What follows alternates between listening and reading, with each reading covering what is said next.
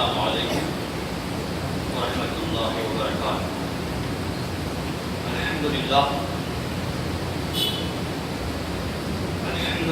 نحمده ونستعینه ونستغفره ونؤمن به ونتوکل علیہ ونعوذ باللہ من شرور انفسنا ومن سیئات اعمالنا من يهد الله فلا مضل له ومن يضلل فلا هادي له ونشهد ان لا اله الا الله وحده لا شريك له ونشهد ان محمدا عبده ورسوله وارسل بالهدى ودين الحق ليظهره على الدين كله ولو كره المشركون۔ اما بعد، وقال الله تعالى في القرآن المجيد: أعوذ بالله من الشيطان الرجيم، بسم الله الرحمن الرحيم، حامیم والکتاب المبین،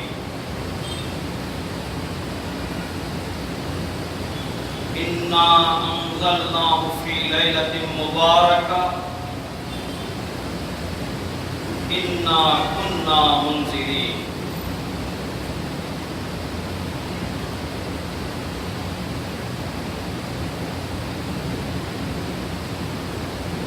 قال اللہ تعالی: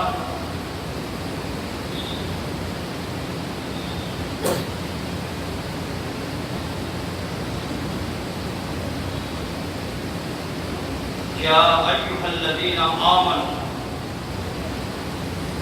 آمنوا باللہ ورسولہ۔ ساری تعریفیں اللہ بزرگ و برتر کے لیے سزاوار ہے۔ درود و سلام کو تمام انبیاء علیہ السلام پر، بالخصوص خاتم النبیین احمد مجتبیٰ تاجدار مدینہ حضرت محمد صلی اللہ علیہ وسلم پر، آپ کے اصحاب رضوان اللہ تعالی اجمعین پر، تابعین تبع تابعین تمام بزرگان دین و مجاہدین دین پر۔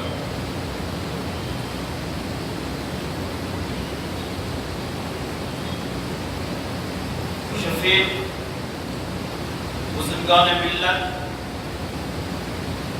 عزیز نوجوان دوستو،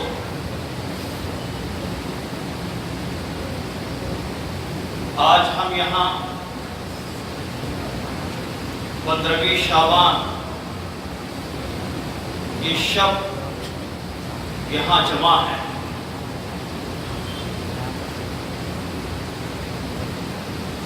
پندرہویں شعبان کی اس شب کو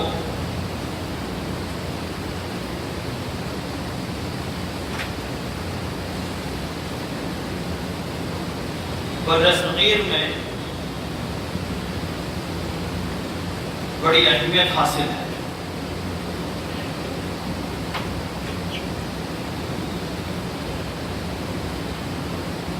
دنیا کے دیگر ممالک میں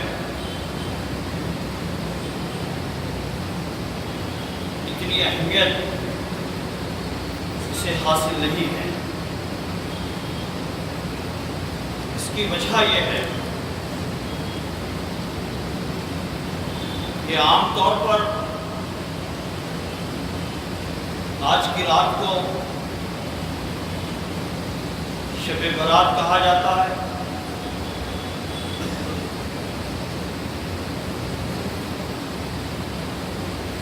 شب برات کا لفظ قرآن اور حدیث میں کہیں نہیں پایا جاتا۔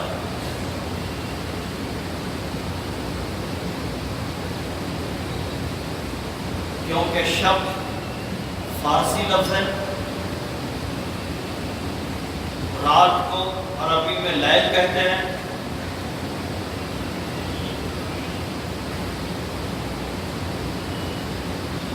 تو عموماً آج کی اس رات کو مسلمانوں کا ایک تہوار سمجھا جاتا ہے، اور اس کے کچھ مراسم بھی طے کر لیے گئے، جس کی بڑی سختی کے ساتھ میں پابندی بھی کی جاتی ہے۔ گویا محرم کے بعد دھوم دھام کے لحاظ سے آج ہی کی رات کا نمبر ہے۔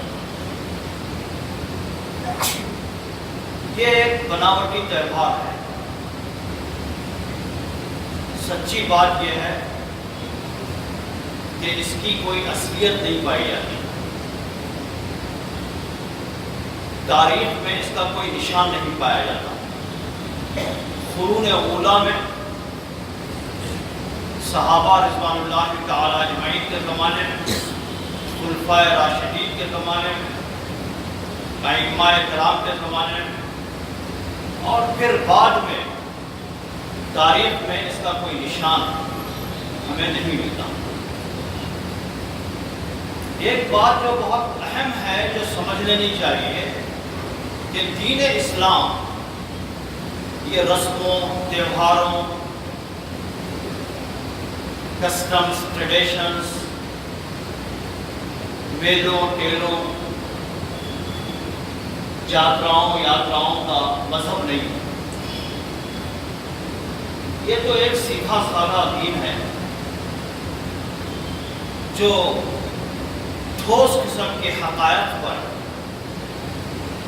انسان کو زندگی بسر کرنے کا طریقہ بتاتا ہے۔ وہ ایک مکمل نظام تربیت اور وہ ایک مکمل نظام زندگی ہے، کمپلیٹ کوڈ آف کنڈکٹ ہے۔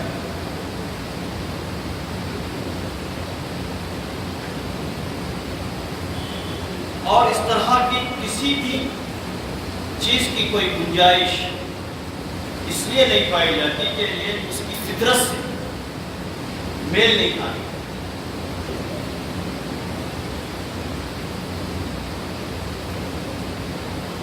اس کے برخلاف اگر کوئی خاص قسم کی رسمیں ایجاد کر لی گئی ہوں، چلاوا کرنا، حلوے بنانا اور قبرستانوں کی زیارت کرنا، اسی طرح جو سب سے خطرناک چیز ہے، جو ذرہ برابر بھی اسلام کے مزاج اور اس کے فطرت سے میل نہیں کھانے والی چیز ہے، وہ ہے آتش بازی۔ آتش بازی اور پٹاخے تو بالکل غیر مسلموں سے تشبہ ہے، اس کا ذرہ برابر بھی کوئی تعلق دین اسلام سے نہیں پایا جاتا۔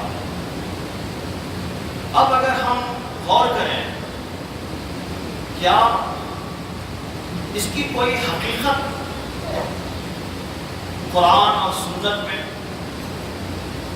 کتب احادیث میں اس کا کوئی نشان ملتا ہے؟ تو ایک روایت تو یہ ہے، اس رات سے متعلق نہیں ہے بلکہ ماہ شعبان سے متعلق ہے۔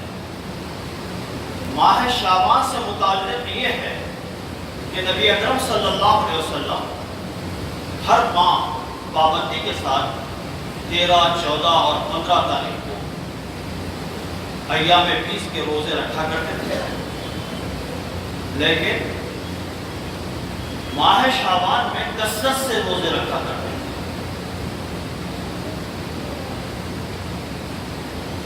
لوگوں نے پوچھا کہ آپ ماہ شعبان میں اتنی کثرت سے روزے کیوں رکھتے ہیں؟ تو آپ صلی اللہ علیہ وسلم نے فرمایا کہ اس ماہ میں لوگوں کے نام اعمال اللہ کے حضور پیش کیے جاتے ہیں، اس لیے میں چاہتا ہوں کہ جب میرا نام اعمال اللہ کے حضور پیش ہو تو میں روزے سے رہوں، اس لیے میں روزہ رکھتا ہوں۔ لیکن قربان جائیے، ملت اور ملت کی تکلیف اور درد کا کتنا احساس تھا نبی اکرم صلی اللہ علیہ وسلم کو۔ ملت کی تکلیف ذرا برابر بھی گوارا نہیں تھی۔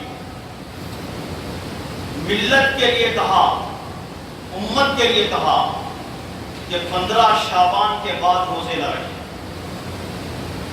کیونکہ کہیں ایسا نہ ہو کہ متواتر طور پر آدمی روزہ رکھتا رہے اور ماہ رمضان آ جائے اور پھر ماہ رمضان کے فرض روزوں کے ساتھ میں یہ روزے کہیں اس پر بوجھ نہ بن جائے، برڈن نہ ہو جائے۔ اس لیے نبی صلی اللہ علیہ وسلم نے منع فرمایا۔ پھر اور تحقیق کی جائے کہ اس سے متعلق کوئی چیز ہمیں ملتی ہے کیا، تو ترمذی شریف میں ایک روایت ملتی ہے، وہ حضرت عائشہ رضی اللہ تعالی عنہا سے مروی ہے۔ حضرت عائشہ رضی اللہ تعالی عنہا فرماتی ہیں کہ شعبان کی 15ویں شب میں نے اچانک نبی صلی اللہ علیہ وسلم کو اپنے بستر پر نہیں پایا اور میں آپ کو تلاش کرتی ہوئی بقیع کے قبرستان تک گئی۔ اس پر محدثین نے کلام کیا ہے، متکلمین نے اس پر لکھا ہے کہ حضرت عائشہ تنہا قبرستان کی طرف کیوں گئی رات کے وقت، کیا یہ ممکن تھا؟ اس پر کلام کیا ہے، لوگوں نے تحقیق کی ہے اس پر۔ ٹھیک ہے، مان لیا جائے کہ نبی صلی اللہ علیہ وسلم کے پیچھے پیچھے یا آپ کو تلاش کرتے ہوئے بقیع کے قبرستان گئی تو نبی صلی اللہ علیہ وسلم لوگوں کی مغفرت کی دعا کرتے ہیں۔ تب نبی صلی اللہ علیہ وسلم نے حضرت عائشہ سے دریافت کیا کہ کیا عائشہ تم یہ سمجھتی ہو کہ اللہ اور اس کا رسول تمہارے ساتھ میں خیانت کرے گا؟ یہ کچھ ایسی باتیں ہیں جو مزاج رسول صلی اللہ علیہ وسلم سے میل نہیں کھاتی۔ ٹھیک ہے، مان بھی لیا جائے تو نبی صلی اللہ علیہ وسلم نے فرمایا کہ عائشہ تم جانتی ہو کہ آج کی رات کو کون سی رات ہے؟ تو حضرت عائشہ رضی اللہ تعالی عنہ نے فرمایا کہ اللہ اور اس کا رسول بہتر جانتا ہے۔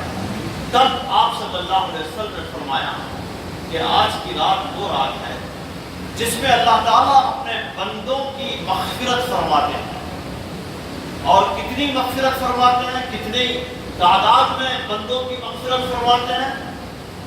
تو آپ نے ایک تمثیل کی اور تمثیل میں بیان فرمایا کہ بنو کلب جو ایک قبیلہ تھا جس کے پاس بڑی تعداد میں بھیڑ اور بکریاں پائی جاتی تھیں، تو بنو کلب کی بکریوں کے باروں کے برابر اللہ تعالی بندوں کی مغفرت فرماتا ہے، بندوں کی مغفرت فرماتا ہے۔ لیکن امام ترمذی نے لکھا کہ یہ روایت ضعیف ہے، اس لیے کہ یہ حضرت عائشہ رضی اللہ تعالی عنہ تک نہیں پہنچتی، اس کے اندر سکون پایا جاتا ہے، اس میں گیپ پایا جاتا ہے۔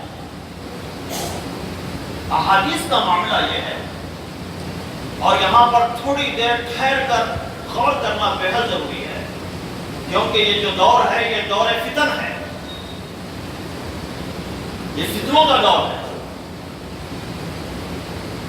احادیث کا معاملہ یہ ہے کہ محدثین نے ان احادیث کی تحقیق اور تفتیش اور اسکروٹنی اور جانچ بہت احتیاط کے ساتھ میں کی ہے، جن کا تعلق احکامات سے ہے۔ آرڈرز ہیں جن کا تعلق احکامات سے پایا جاتا ہے، اور ان احادیث کی اسکروٹنی اور اس کی تفتیش علم اسماء الرجال پر کھری نہیں اترتی۔ مسلمانوں نے ایک ایسا علم ایجاد کیا کہ پوری انسانی تاریخ میں ایسا علم مسلمانوں کے سوا کسی اور کے پاس نہیں پایا جاتا، اور وہ علم ہے علم اسماء الرجال۔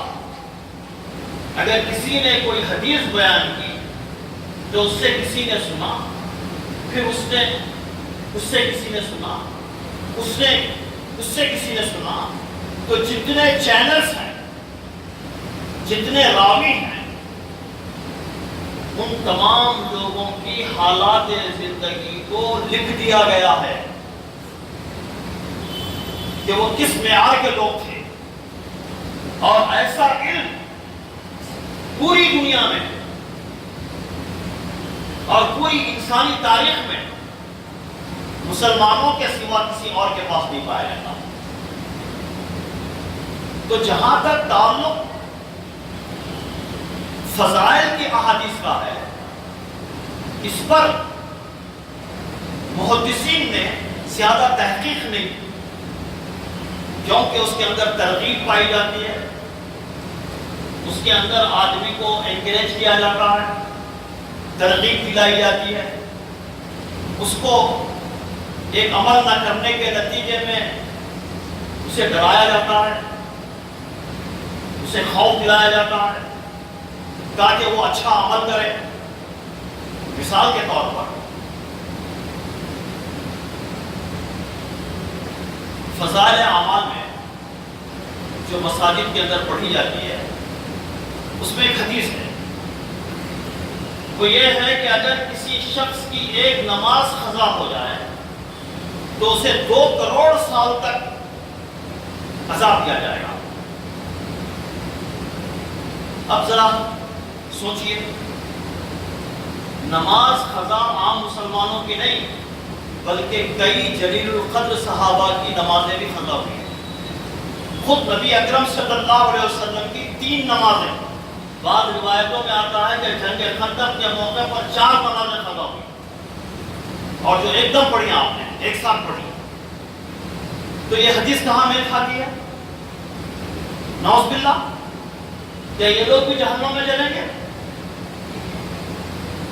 تو یہ حدیث اس لیے برداشت کر لی گئی اور اس پر درج بھی کر دیا گیا، اور مسلمانوں کو سنایا بھی جاتا ہے کہ کوئی آدمی نماز قضا نہ کرے۔ تو اسی طرح اس شک کے سلسلے میں بھی جو روایتیں بیان کی گئی ہیں وہ کم درجے کی احادیث کی کتابوں کے اندر ہیں۔ جیسے آج کی رات لوگوں کی زندگی اور حیات کے فیصلے ہوتے ہیں، اس کا رزق لکھ دیا جاتا ہے، اس کی موت لکھ دی جاتی ہے، وغیرہ وغیرہ، ایسی کچھ باتیں آج کی رات کے سلسلے میں ہیں۔ اسی روایت کو بعض کم درجے کی احادیث کی کتابوں کے اندر یہ بھی آیا ہے کہ عائشہ آج کی رات اللہ تعالیٰ اتنے لوگوں کے گناہوں کی بخشش فرما دیتے ہیں جتنے کہ بنو کلب کی بکریوں کے بال کے برابر، لیکن اللہ تعالیٰ اس شخص کی مغفرت نہیں فرماتے، اللہ تعالیٰ اس شخص کی مغفرت نہیں فرماتے۔ استثناء، ایکسپشن، آپ جانتے ہیں کہ کسی بھی لا کو بیان کرنے کے لیے ایکسپشن ہوتا ہے، استثناء ہوتا ہے، مستثنیات ہوتے ہیں۔ تو کون اس سے مستثنیٰ ہے، کون محروم ہے اس سے؟ آج کی رات اتنے لوگوں کی مغفرت ہوگی لیکن اس شخص کی مغفرت نہیں ہوگی جو مشرک ہے، جو شرک کرتا ہے، اس کی مغفرت نہیں ہوگی، یعنی بت پرست ہے، کئی خداؤں کی پرستش کرتا ہے، ایسے شخص کی مغفرت نہیں ہوگی۔ اگر ہم قرآن کا مطالعہ کریں تو معلوم ہوگا کہ شرک کی کئی قسمیں ہیں۔ اللہ تعالیٰ کے صفات میں کسی کو شریک کرنا، اللہ تعالیٰ کی صفات جیسے کچھ اس کی ہیں اس کو تسلیم کرنا، اس کے اندر کسی کو شریک نہ کرنا۔ اللہ تعالیٰ کی صفت یہ ہے کہ وہ خالق ہے، دی کریٹر، اس کے سوا اور کسی کے اندر خلاقیت کی صفت نہیں پائی جاتی۔ جو کچھ ہے وہ سب کریشن ہے اور اللہ واحد کریٹر ہے۔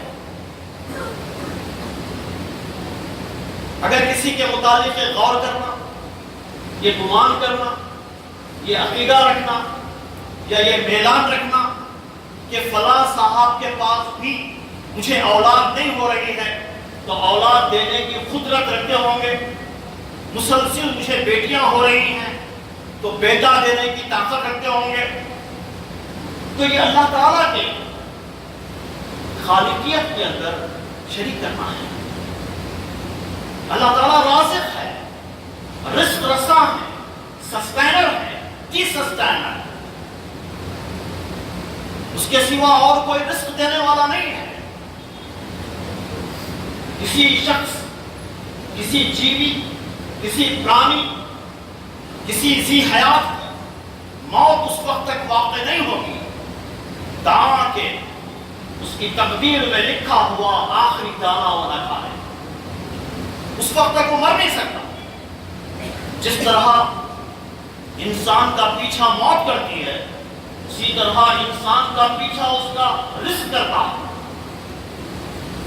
اس عقیدے کے اندر ذرہ برابر بھی اسمحلال آدمی کو شرک کی طرف لے جاتا ہے۔ اللہ تعالیٰ حاکم ہے کیونکہ وہ خالق ہے، وہ رازق ہے تو وہی حاکم ہے، لا گیور وہی ہے، سافرینٹی اینڈ سپریم پاور رکھنے والا وہی ہے، اقتدار اعلیٰ اور مقتدر اعلیٰ وہی ہے، اس کے سوا اور کوئی نہیں ہے۔ دی جور بھی وہی ہے اور اسی کا حکم چل رہا ہے۔ اسی کے متعلق سمجھنا کہ فلاں صحابی احکامات دینے پر قدرت رکھتے ہوں گے، طاقت رکھتے ہوں گے، تو اللہ تعالیٰ کی اس صفت کے اندر شریک ٹھہرانا ہے۔ تو اسی طرح اللہ تعالیٰ کے حقوق ہیں اور اس کے حقوق کیا ہیں؟ سربستہ قیام کرنا، رکوع کرنا، سجدہ کرنا، منتیں مانگنا، مرادیں طلب کرنا، دعا کرنا، یہ اللہ تعالیٰ کا خاص حق ہے۔ کسی اور سے، کسی اور کے سامنے ہاتھ نہیں پھیلایا جا سکتا۔ اسی لیے ہم بار بار اقرار کرتے ہیں ایاک نعبد و ایاک نستعین، ہم تیری ہی عبادت کرتے ہیں اور تجھ ہی سے مدد طلب کرتے ہیں، تیرے سوا یہ جبین، یہ سر کسی کے سامنے جھک نہیں سکتا۔ یہ سر کسی پہاڑ کے سامنے، کسی درخت کے سامنے، کسی شجر کے سامنے، کسی بڑی سی بڑی طاقت اور قوت کے سامنے یہ سر جھک نہیں سکتا۔ یہ سر کٹ تو ضرور سکتا ہے لیکن جھک نہیں سکتا۔ اسی طرح یہ ہاتھ کسی اور کے سامنے پھیل نہیں سکتا۔ یہ ہے توحید خالص۔ تو آج کی رات اس شخص کی مغفرت نہیں ہوگی جو اللہ کی ذات، اس کی صفات، اس کے اختیارات، اس کے حقوق میں کسی کو شریک کرتا ہو، اس کی مغفرت نہیں ہوگی۔ آج کی رات اس شخص کی بھی مغفرت نہیں ہوگی جو کینہ پرور ہوتا ہے، کینے کو پالتا ہے، بدلے کی بھاونا اس کے اندر ہوتی ہے، بدلے کی آگ اور انتقام کی آگ اس کے اندر ہوتی ہے، وہ موقع کی تلاش میں ہوتا ہے، کینہ پرور ہوتا ہے، ایسے شخص کی بھی مغفرت آج کی رات نہیں ہوگی۔ آج کی رات اس شخص کی بھی مغفرت نہیں ہوگی جو والدین کا نافرمان، والدین کا نافرمان، ان کے ساتھ میں حسن سلوک نہ کرتا ہو، ان کو کچھ دے کر احسان جتاتا ہو، ان کی خدمت کر کر خوش نہ ہوتا ہو، انہیں روڈوں کے حوالے کرتا ہو، زندگی کے آخری ایام میں اولڈ ایج سینٹر میں پیر رگڑ کر موت کا انتظار کرنے پر مجبور کرتا ہو، ایسے شخص کی بھی مغفرت نہیں ہوگی۔ اولڈ ایج سینٹر کیا ہے؟ اس کے سوا کہ آدمی وہاں رہ کر اپنی موت کا انتظار کرے، ایسے شخص کی بھی مغفرت نہیں ہوگی۔ اور ایسے شخص کی بھی مغفرت نہیں ہوگی جو قاطع رحم، یعنی رحم کے رشتوں کو کاٹتا ہو، رحم کے رشتوں کو منقطع کرتا ہو، بھائیوں کے حقوق کو تسلیم نہ کرتا ہو، بھائی کے ساتھ میں اپنے رشتے کو ختم کرتا ہو، بہن کے ساتھ میں اپنے تعلق کو توڑ لیتا ہو، چچا کے ساتھ میں اپنے تعلق کو منقطع کر دیتا ہو، رشتہ داریوں کو کاٹتا ہو، ایسے شخص کی بھی مغفرت نہیں ہوگی، کیونکہ رحم رحمان سے ہے، رحمان سے ہے۔ اس لیے کہ رحم کے رشتے کٹنے والے نہیں، اس کو جوڑنا۔ آج کی رات اس شخص کی بھی مغفرت نہیں ہوگی جو زانی ہو یا زانیہ ہو، زانی اور زانیہ کی بھی مغفرت نہیں ہوگی۔ اور آج کی رات اس شخص کی بھی مغفرت نہیں ہوگی جو شرابی ہو۔ شراب کی اس زمانے میں ایک ہی شکل پائی جاتی ہے، لیکن شراب کی آج کے زمانے میں کئی شکلیں ہیں۔ ڈرگس ہیں، نارکو ڈرگس ہیں، بلکہ مجھے بتایا گیا کہ جو بچے پیٹرول چوری کرتے ہیں کھلی گاڑیوں میں سے، بینک میں سے، تو پیٹرول کو دستی میں رکھ کر اس کو سونگنا بھی ایک قسم کا نشہ ہے، اور اس سے نشہ کرتے ہیں۔ تو شرابی اور نشہ آور چیزیں استعمال کرنے والے لوگ، آج کی رات ان لوگوں کی بھی مغفرت نہیں ہوگی۔ آج کی رات اس شخص کی بھی مغفرت نہیں ہوگی جو جادو سیکھتا ہے، جو جادو سیکھتا ہے، ٹونے سیکھتا ہے، سفلی عمل سیکھتا ہے، شیطانی عمل سیکھتا ہے، شیطانوں کو خوش کرتا ہے، شیطانوں کی پرستش کرتا ہے۔ سفلی عمل میں ہوتا کیا ہے؟ شیطان کی پرستش کی جاتی ہے، باضابطہ اس کی پوجا کی جاتی ہے۔ ایک روایت میں آتا ہے کہ باجا بھی آدھا جادو ہے۔ باجا، اس زمانے میں باجا ہی تھا، لیکن اب باجے کی کئی شکلیں ہو گئی ہیں۔ میوزیکل ورلڈ ایک حیرت انگیز قسم کا ورلڈ ہے اس کا۔ میوزیکل دنیا ایک حیرت انگیز قسم کی دنیا ہے۔ اس کے اندر جب آدمی منہمک ہو جاتا ہے تو مسحور ہو جاتا ہے، اس پر جادو کا اثر ہو جاتا ہے۔ اس لیے ایسے شخص کی بھی مغفرت نہیں ہوگی جو جادو سیکھتا ہے۔ تو دوستو، اس کے جو اچھے پہلو ہیں، اور پھر تفتیش کرنے کے بعد، تحقیق کرنے کے بعد جو چیز زیادہ سے زیادہ باہر نکل کر آتی ہے وہ یہ ہے کہ آج کی رات زیادہ سے زیادہ آدمی انفرادی عبادت کرے، توبہ کرے۔ توبہ کسے کہتے ہیں؟ پلٹنا۔ توبہ کسے کہتے ہیں؟ احتساب۔ توبہ صرف گالوں پر مار لینے کا نام نہیں ہے، توبہ صرف توبہ توبہ کہنے کا نام نہیں ہے۔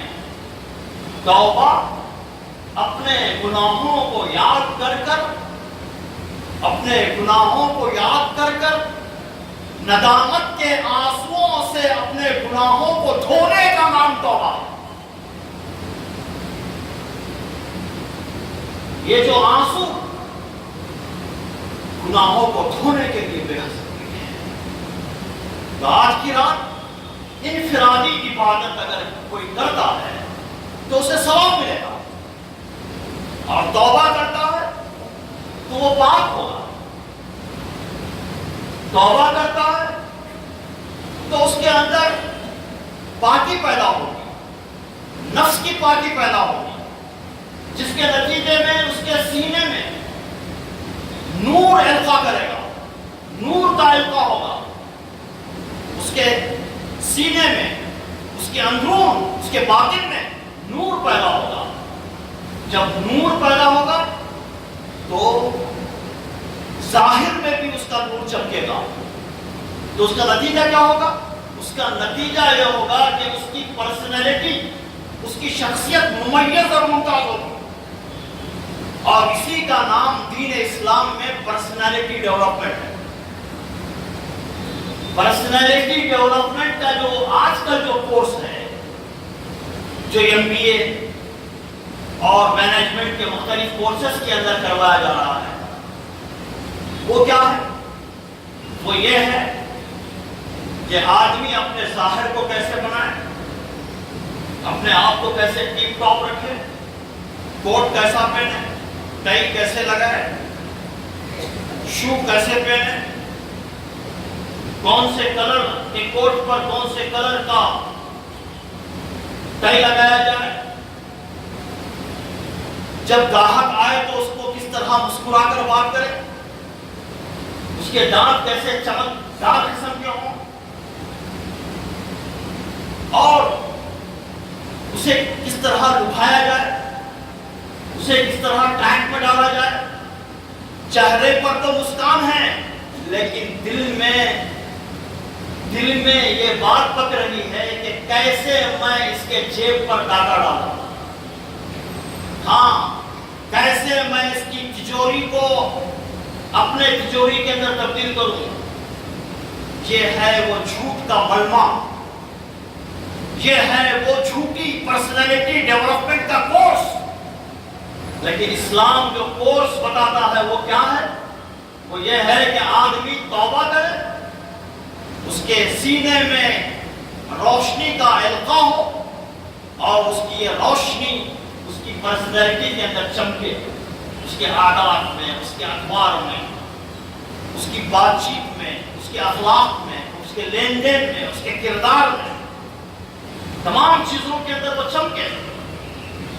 تو دوستو، آج کی رات اگر بہت کوئی اجتماعی عبادت کا کہیں بھی ہم کو ذکر نہیں ملتا،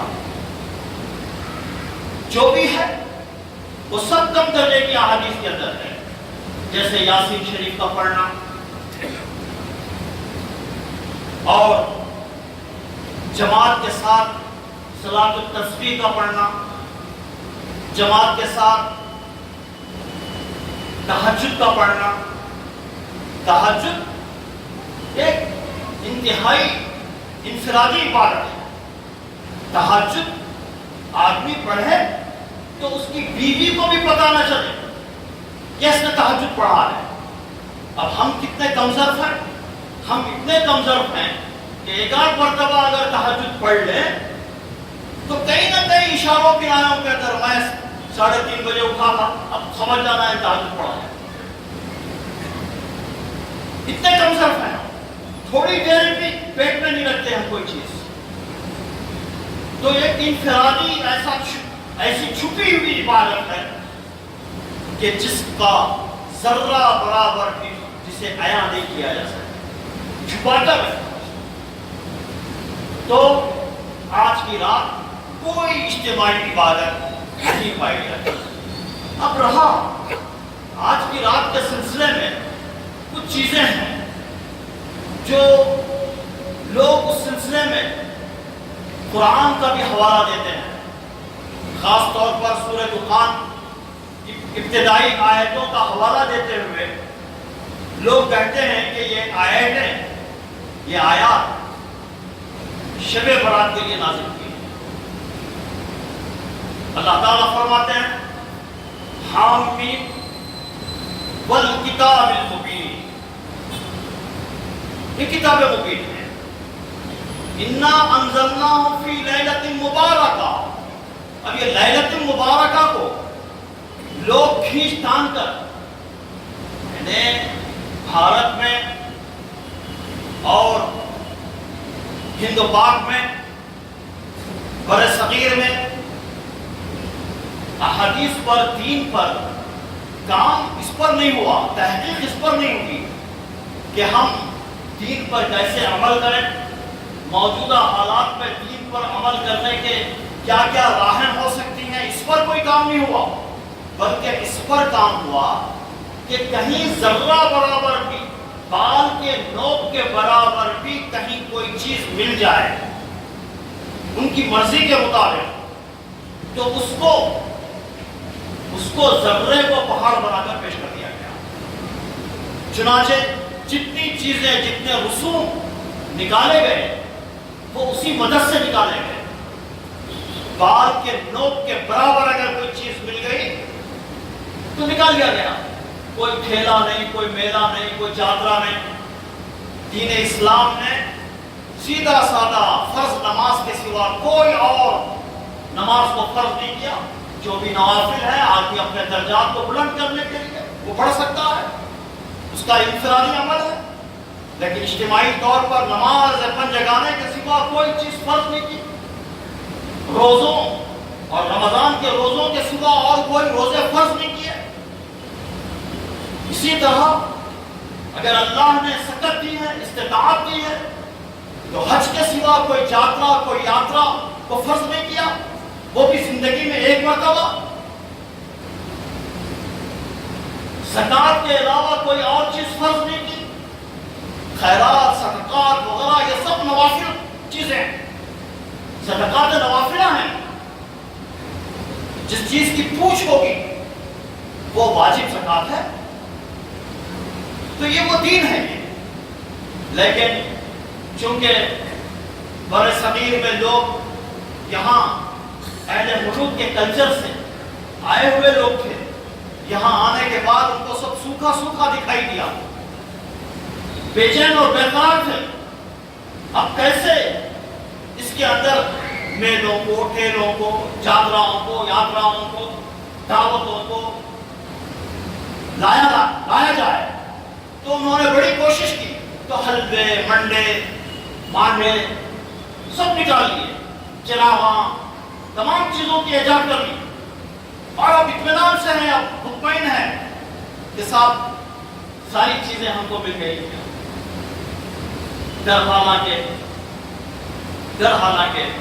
اللہ کے نبی صلی اللہ علیہ وسلم اس دنیا میں تشریف لائے۔ آپ صلی اللہ علیہ وسلم کے دنیا میں تشریف لانے کے، مبعوث ہونے کے قرآن مجید میں کئی مقاصد بیان ہوئے۔ کہیں کہا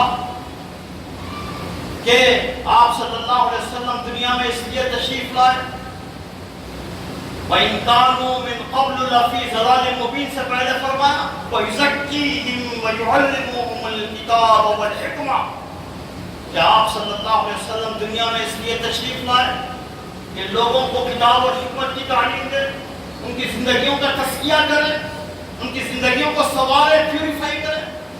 کسی جگہ فرمایا گیا کہ آپ صلی اللہ علیہ وسلم دنیا میں اس لیے تشریف لائے کہ آپ ڈرائیں، دوزخ سے ڈرائیں، جنت کی بشارت دیں، اس لیے آپ صلی اللہ علیہ وسلم دنیا میں تشریف لائے۔